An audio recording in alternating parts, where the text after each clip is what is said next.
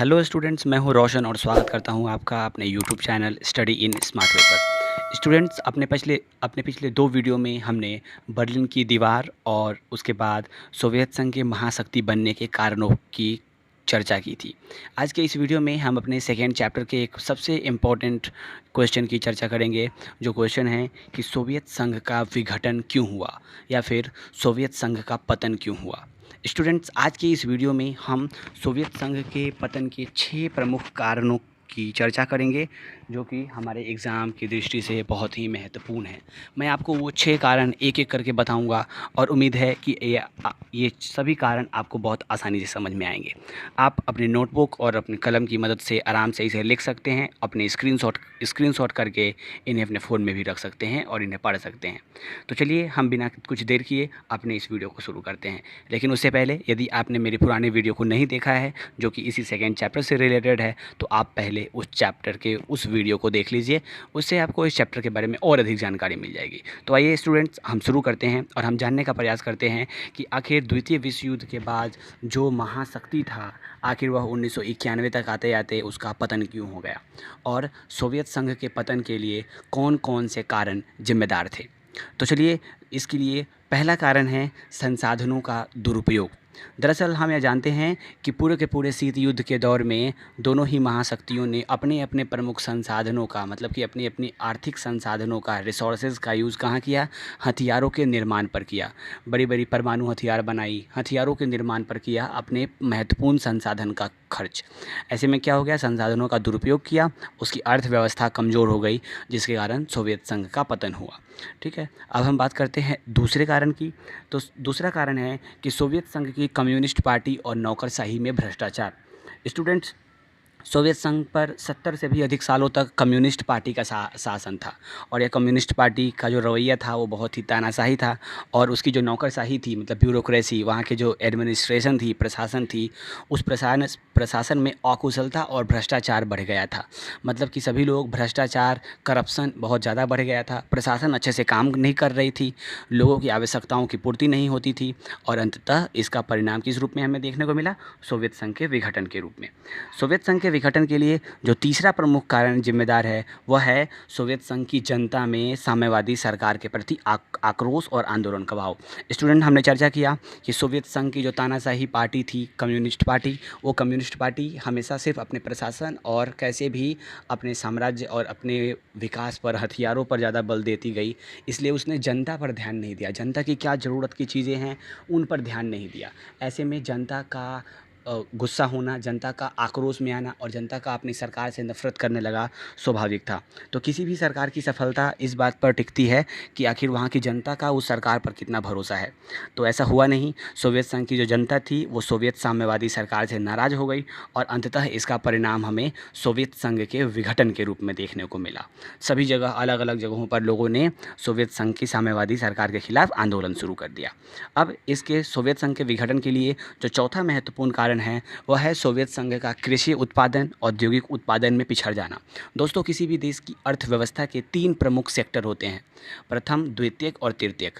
तो प्रथम सेक्टर जो होता है उसमें आता है एग्रीकल्चर, मतलब कृषि और कृषि से जुड़े हुए चीज़, और दूसरे सेक्टर में उद्योग आता है। तो हमने पढ़ा कि सोवियत संघ ने ज़्यादा का ज़्यादा ध्यान किस पे दिया? ज़्यादा का ज़्यादा ध्यान युद्धों पे दिया, हथियारों पे दिया। उसका परिणाम क्या हुआ कि सोवियत संघ की जो अर्थव्यवस्था थी वह चौपट हो गई, और क्योंकि सोवियत संघ ने अपने कृषि उत्पादन पर, अपने औद्योगिक उत्पादन पर बिल्कुल भी नहीं ध्यान दिया। सोवियत संघ ने अपने उद्योगों पर बिल्कुल भी ध्यान नहीं दिया, जिसका परिणाम क्या हुआ कि सोवियत संघ अपनी आर्थिक दृष्टि से बहुत ही कमज़ोर हो गया और वहाँ के लोग भी नाराज़ हो गए। और इसका परिणाम हमें इस रूप में देखने को मिला कि कृषि उत्पादन घट गया, औद्योगिक उत्पादन घट गया और अंततः सोवियत संघ बिल्कुल कमज़ोर होता चला गया। और इसका परिणाम किस रूप में हमें देखने को मिला? सोवियत संघ के विघटन के रूप में। तो अब हम बात करते हैं सोवियत संघ के विघटन के 5वें कारण की, और वह कारण है, वो बहुत महत्वपूर्ण कारण है कि सोवियत संघ पर रूस का दबदबा था। दोस्तों, हम जानते हैं कि 1917 की साम्यवादी क्रांति या बोल्शेविक रिवॉल्यूशन या रूसी क्रांति के बाद साम्यवादी सोवियत संघ अस्तित्व में आया था। इस सोवियत संघ में कितने 15 गणराज्य शामिल थे, वही रूस के आसपास के ही। ठीक है, पूर्वी यूरोप के देश थे और साथ साथ इधर एशिया के देश शामिल थे। ठीक है, तो सोवियत संघ में जो ये पूरे के पूरे 15 गणराज्य थे, इन 15 गणराज्यों में चलता किसका था, बोलबाला किसका था, वर्चस्व किसका था, तो इन सभी में वर्चस्व था रूस का।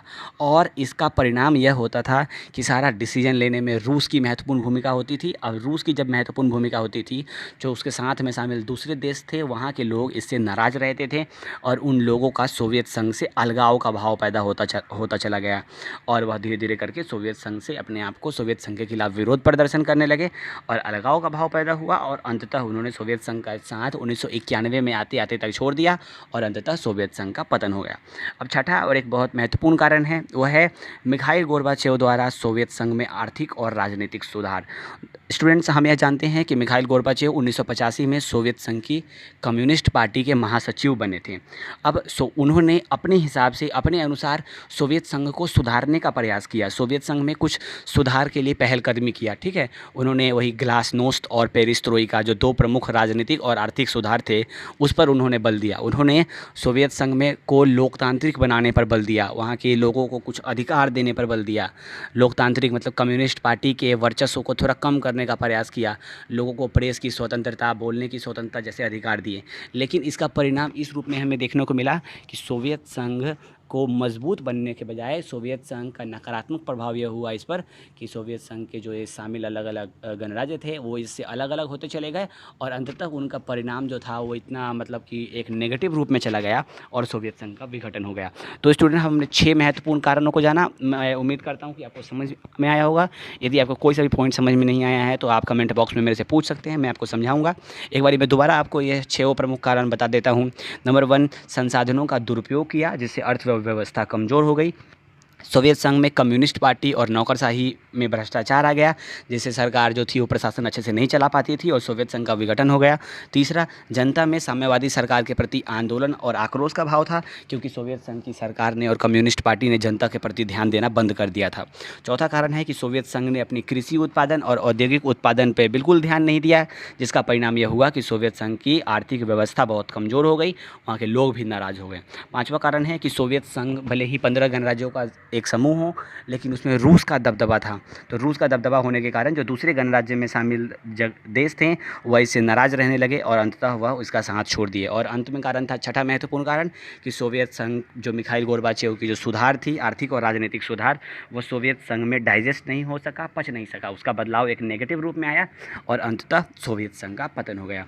तो स्टूडेंट्स, आज सोवियत संघ के विघटन के लिए ये 6 प्रमुख कारण जिम्मेदार थे।